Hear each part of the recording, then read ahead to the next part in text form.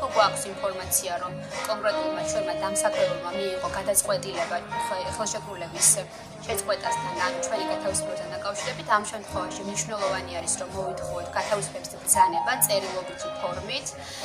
დამატებით იმის მიხედვით, რა გათავისუფლების საფუძველი არის მითითებული კონკრეტულ ბრძანებაში, შეგვიძლია გარკვეული მტკიცებულებები მოვიწიოთ. მტკიცებულება შეიძლება იყოს ნებისმიერი წერილობითი დოკუმენტი, მოწერა, ასევე მოწმეთა ჩვენება. და ეს ყველა დოკუმენტი შეიძლება იყოს მნიშვნელოვანი იმისთვის, რომ ჩვენ სასამართლოში მოვითხოვოთ გათავისუფლების ბრძანების ბათილაცნობა და ჩვენ სამსახურში აღდგენა.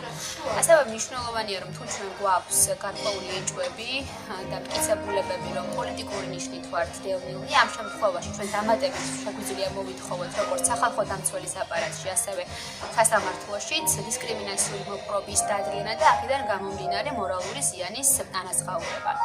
მნიშვნელოვანია ასევე ყურადღება მივაქციოთ იმ საკითხს, როგორ შეიძლება დავადასტუროთ დისკრიმინაციული მოპყრობა. ამ შემთხვევაში შეიძლება ეს მტკიცებულებები იყოს რაიმე წერილობითი მტკიცებულებები, მოწმეთა ჩვენებები და მნიშვნელოვანი არის, რომ სასამართლოს ან სახალხო დამცველის აპარატს, რომელიც შეისწავლის ჩვენს განცხადებას დისკრიმინაციული მოპყრობის ადგენასთან დაკავშირებით, ჰქონდეს რაღაცნაირი მინიმალური საფუძვლები და გადამტკიცებულებები მაინც იმისა, რომ დაინახოს განსხვავებული მოპყრობა, იმიტომ რომ დისკრიმინაცია თავის თავში ნიშნავს განსხვავებულ მოპყრობას კონკრეტული ნიშნით. ეს შეიძლება იყოს პოლიტიკური მოსაზრებების ნიშნით დისკრიმინაცია, შეიძლება იყოს უბრალოდ განსხვავებული მოსაზრებების ნიშნით დისკრიმინაცია და ასე შემდეგ.